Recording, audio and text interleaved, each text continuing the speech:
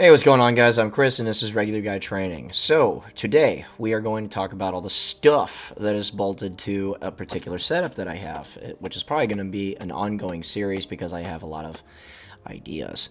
So, without taking too much time out of the actual subject in question, let's go ahead and talk about this because a lot of individual decisions were made for this particular setup. Now, overall theme on this is anything that happens to me, I want to turn into offense, right? And that plays a lot into the decision making that goes into the gun in general.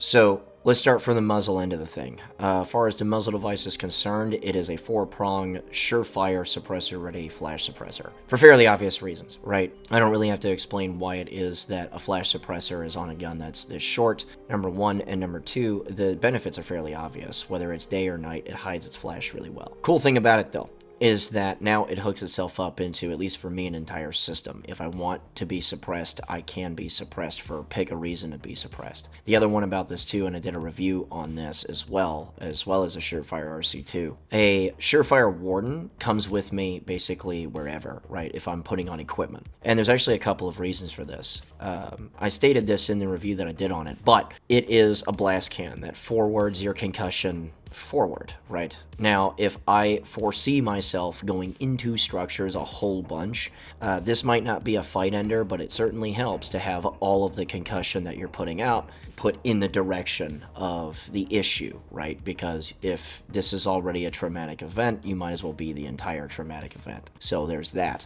In addition to this, it also serves a secondary purpose that I didn't quite look at until I started using it a lot. Now, if you paint a can, obviously all of that paint is going to turn pink because cans do can things. But you also don't want paint on your muzzle device either because A, it'll instantly turn itself black, and two, a big thing about keeping your suppressors from carbon locking is to keep the contact points or the seal points as clean as possible, right? Like all the grease and stuff that people try to add to things, that usually turns all of that into a greater issue. It's more just keep the contacts as clean as possible. If you do a lot of drills, once the thing starts to cool down a bit, dismount it and clean off the contact points. That's the whole point, right? The only issue with that is that your muzzle device is perpetually really black. So what this actually does is it helps to camouflage me just a little bit more. And obviously this is like a broad daylight kind of thing.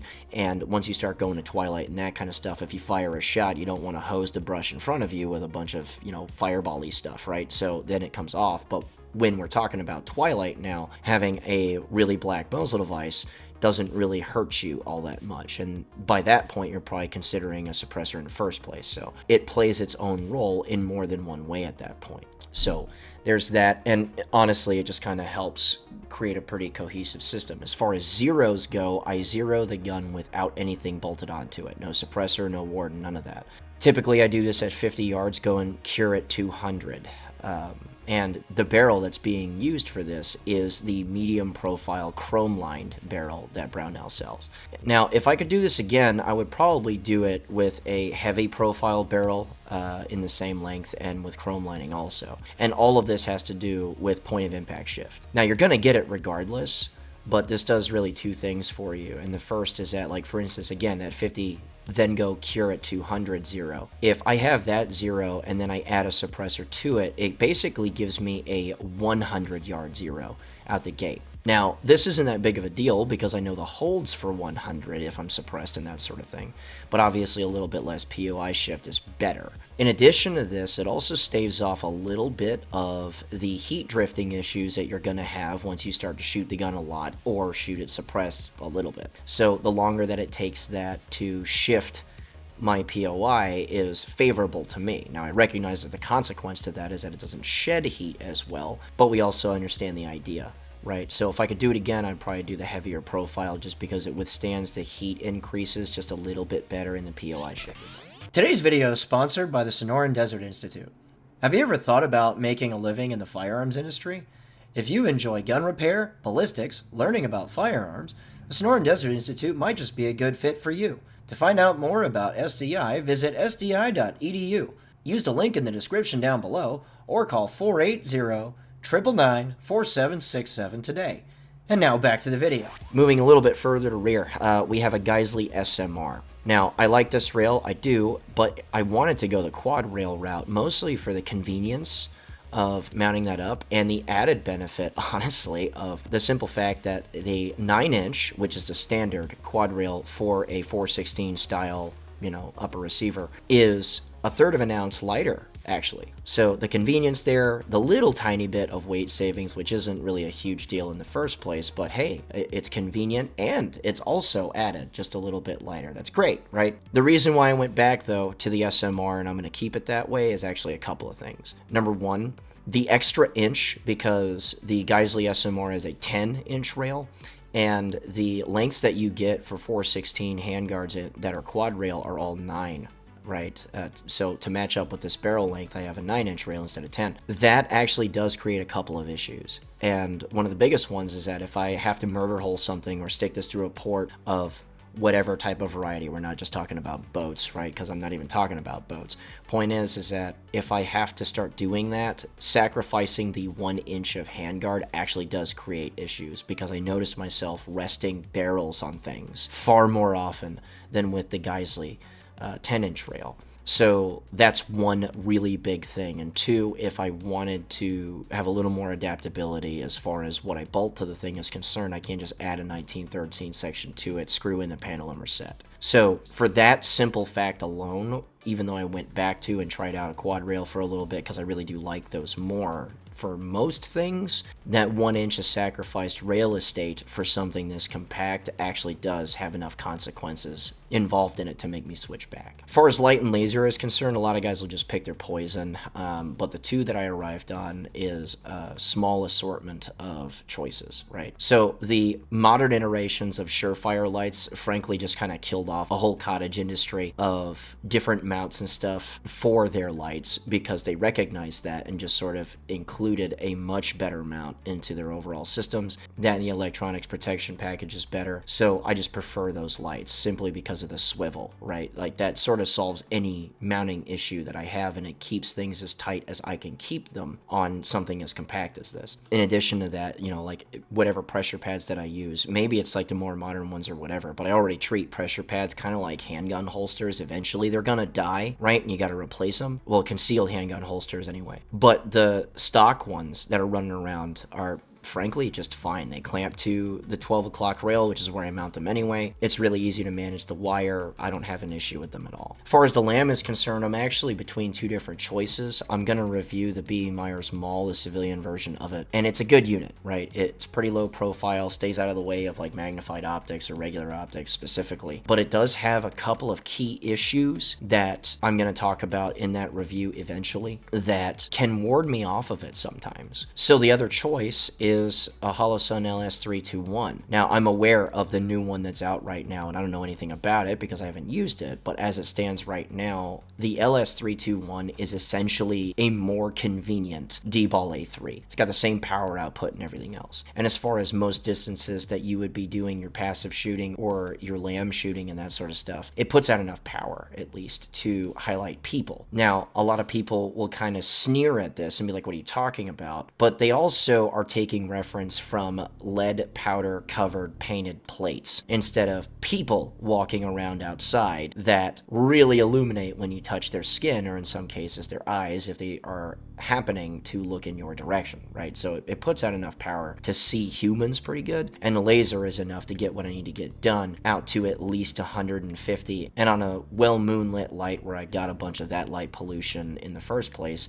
I have plenty of illumination to illuminate, laze, and hit a target at 200 plus. So it works well enough for me to tighten everything up, because here's the other thing. The unit is pretty narrow as far as how it hangs off the rail left and right, so it tightens up everything quite a bit, and I like to be as snag proof as possible, even if I'm hanging a bunch of stuff off the gun. So it's just a consideration that I made. Some people are not gonna like the decisions that I made, and that's fine. It just serves my purposes. So there you go there. One more thing to note about the Geisley SMR, I actually really do like the sling mounts for it. Some people want further forward mounted sling mounts, but these serve the purposes that I need it for just fine. And there's good inserts on the handguard itself that are anti-rotational, so it serves exactly what I need it to. And in this particular case as well, I use 2 to 1 point convertible slings a bunch. A lot of people sneer at that as well, but I also switch shoulders a lot, right? So being able to get the sling out of my way and just move from one point to another is pretty easy for me. As far as optics go, EOTech EXPS3, I did a review on it. It's outstanding. It does its job day and night exceptionally well. I don't have to talk about that too terribly much. If you want more details, you can get the review on it. Behind it, the primary arms 3X with the Pegasus reticle in it is fantastic, because like I'm usually pretty anti-magnifier, but having ranging equipment in the magnifier is a big deal to me, mostly because it just helps with the observation part of it, right? And I can get the shoulders, I can get the height, and if I flip the magnifier to the side and use my left eye for that, I can get guys laying down and that sort of thing and measure them out. It's pretty easy for me there. Also, I keep irons on the gun. Generally speaking, I have not been the luckiest person on planet Earth, right? So I plan for things to go wrong all the time, and I recognize a lot of times there are a lot of optics out there that are tougher than iron sights that you mount to the gun, but I do like to have a little bit of redundancy here, mostly because, one, I use lower 1/3 mounts, and I still do. There's a lot of reasons for that, but principally speaking, it has everything to do with I like to just be a little bit more compact, okay? This isn't even really like the height over bore thing or whatever. I just kind of want to be a little bit closer to the ground if I'm dealing with two-legged animals. Does that make sense? So that, and as far as passive shooting is concerned, I've never really had any issues at all ever, because I just got used to shooting passive under lower 1/3 with even lower receivers than this. And what's cool about this receiver, now that we're touching on it, is that it is raised slightly, and it's just a little bit underneath a 193 when you have a lower 1/3 optic mounted to it. And the additional advantage to that, because it does pick you up just a little bit to where you're in this really good Goldilocks zone between comfort and being compact, because I can also use lower 1/3 optics, I can also just see through them with my irons, because far more likely, at least to me, than destroying your optics or covering them in caked up snow or whatever, is for whatever reason the optic just isn't on, you know. And in this particular case, far more likely than the battery dying is I'm still on my night vision settings and I had too much to do between that and dawn, and I bring the thing up and it's still on a night vision setting. So being able to flip irons up that lock helps me out in a pinch, and then I can fold them back down and go back to what it was that I was doing now that I have time to push buttons and things. So that helps me out a lot in that regard. And also, if you put backup irons on the gun that do not lock, I just view that as a colossal waste of your time, because when you need them, they can be folded down by literally anything. So that is what it is.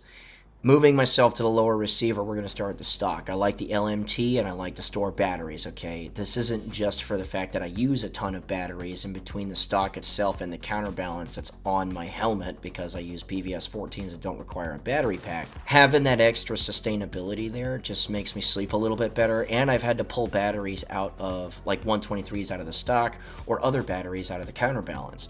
So, you know, some people will laugh at that, I guess, until you're living outside and you have to be able to just sustain yourself with a great number of different things that take batteries now. So that helps me out quite a lot, and a lot of the equipment that's on this particular setup takes 123, so just having a bunch of them in your stock is going to help me out. And in addition to this, I got a couple of ounces that are towards the rear, which helps. It doesn't totally help as far as balance go, because it doesn't totally balance anything, but having a couple of ounces more rearward does help some, because once you have a light, a laser, and all this other stuff going on out front, you don't really have much balance going on up front. So that is what it is. As far as the trigger is concerned, it is a Geisley Super 3 gun. Now, aggression is what I want to preserve as much as possible with this, and while the trigger is a bit heavier than something like a Super Dynamic Combat and less flexible, because trying to be really precise with a Super 3 gun is indeed a little bit harder, I do really like the very aggressive reset springs that are in this, because it helps prevent trigger freeze, which is what most people don't talk about when you're trying to go faster. So while the overall splits may be a little bit slower, at least off of my recordings, they are significantly more consistent, and I really just don't trigger freeze with this at all. So if I'm trying to be really aggressive consistently, that helps me out in that regard a lot. Pistol grip, I just like rubberized pistol grips. The one from Magpul works great, and it's mostly for weather considerations. If it's really cold, plastic, like really plastic polymery pistol grips, annihilate my hands. They turn them into concrete almost instantly, and having a rubberized one really just kind of helps out in general because I like my hands to work. And when it's real hot outside and when I'm just soaked in sweat, it helps me stay stapled to what I want to stay stapled to. It helps me. Slightly straighter angle that the newer ones come in as well also helps out just ergonomically speaking with the wrist. So there is that. I like ambi controls as far as safeties go. As I previously stated, I switch my shoulders a bunch, and while I shoot right-handed rifle now, just being able to switch over to left-hand side of the house and not have issues is going to help. In this particular setup, I don't have a left-handed magazine release because there's a ready mag in the way. That's a good segue into the ready mag. A review is coming out on this soon, so to go through all the details on this would add another half hour to this video, honestly. But that said, the ready mag really helps me stay away from my belt and chest mounted pouches as long as possible. And we're not even really talking about emergency reloads. We're talking about topping off the gun, finishing up as far as clearing structures, that sort of stuff, without having to remotely worry about going into bolt lock, even if that wasn't a big consideration in the first place. So I'll stop right there, but the point is, though, is that it helps out in that regard a lot. Not just with this system, but most of the time, mandatory to me is a Magpul bad lever as well. I like that it speeds you up a bunch and makes you a little bit more efficient as far as the right-handed side of the house goes, but it also is a really solid ambi control as well, and it helps out on the stoppage clearance side of the house across the board. The bad lever specifically is my preferred because it's got a really rounded set of corners on the control itself for the dropping the bolt portion of this control. And the reason why I just prefer that is, one, I properly use one, so there are zero safety concerns at any point, and two, there are no pointed corners that catch heavy gloves. So that helps me in the do what I want you to do please portion of all of this. So that helps me only throughout the whole decision-making process. I used a QD sling cup for the end plate on the lower receiver because, as I previously stated, I already use 2-to-1 point convertible slings, and yeah, that's not in vogue anymore, but again, I do switch my shoulders because I'd like to not come around that corner left-handed. It's not going to help me at all to have a 2-point only sling, even if you say you can effectively switch from one shoulder to the other. That's fine, you say that, but having a 2-to-1 point convertible sling makes this just doable versus I can barely swing it. So there's that. Rounding the rest of this out, we have a Raptor charging handle. No, I don't use a gas buster charging handle, actually for two reasons. One, gas buster charging handles are a colossal gimmick. They're huge snake oil. They don't really help in any capacity because after round number 3, they don't serve a purpose anymore. And two, the charging handle is the weakest point on this design in general. It is the easiest thing to bend, is the easiest thing to break, and the very last thing that I want to do if I have to really wrench my charging handle open on a stuck case or mortar it or whatever is cut big holes into the easiest to bend part on the rifle. That said, using a standard Raptor, I really do like the overall design. Latches work great. They're nice and rounded so they don't snag on stuff, and they're not like a lot of ambi controls for rifles like this, like the Geisley, to where yes, it's an ambi control, but the leverage on the latch setup itself is pretty garbage because it hinges just too far rearward. I need the latch system to stay in the forward arc as much as possible because just giving you the leverage doesn't sound like it's a big deal until you are utterly exhausted, really should not want to have to manipulate this rifle, and then something happens that makes you do that. So that's all I've got on all this, right? There's a lot of individual decisions that got made here to sort of help me out. And all of it is pointed toward a particular direction. So that said, guys, if you want to support us through Patreon, if you want to support our social media links, if you want to come out and train with us, links to all of this stuff are in the description below. If you want to check us out as far as the Patreon thing and get more out of it, $41 a month gets you as much training as you would like, unless it is something logistically challenging like a vehicle class or a private class for fairly obvious reasons. But it does help you get as much of the open enrollment stuff as you want to, which it's it's meant to be abused, so use it as much as you want to. That said, if and only if you enjoyed this particular video, give us a like, give us a subscribe, hit the little notification bell so you can get everything new that comes out for us, and remember guys, a regular guy's firearm is the last defense against tyranny. Be easy.